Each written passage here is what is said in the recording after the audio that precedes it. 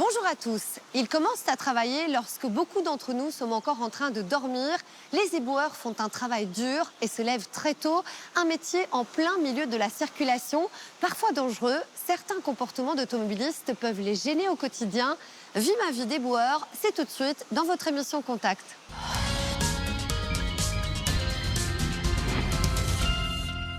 Bon allez les gars, 5h30, on y va?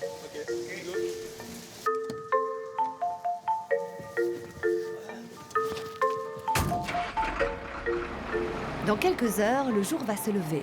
Le trafic s'intensifie. C'est le moment où Sébastien, Cédric et Giuseppe vont devoir redoubler de vigilance pour anticiper toutes les difficultés de leur collecte quotidienne. Voilà. Ah, monsieur apporte le carton, là. Vous pouvez venir, monsieur?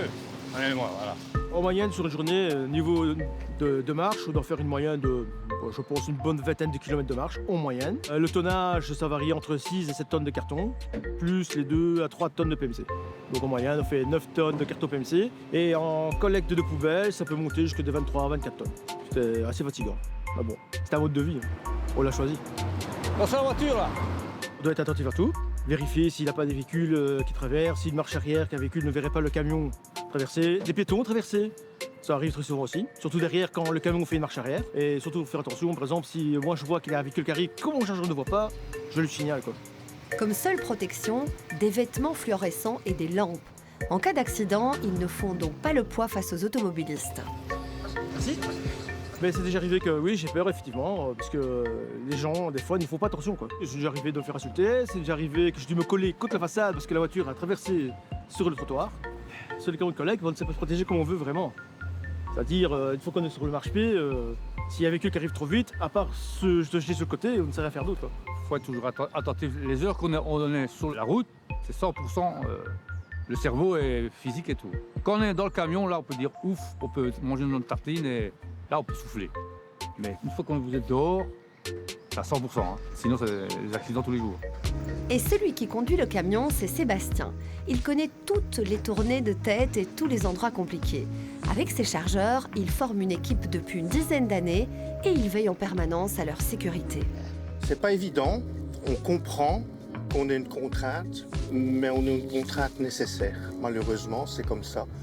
Nous, on doit prendre patience avec les automobilistes, mais eux aussi doivent comprendre qu'on a un service public à rendre et que c'est pas tous les jours évident.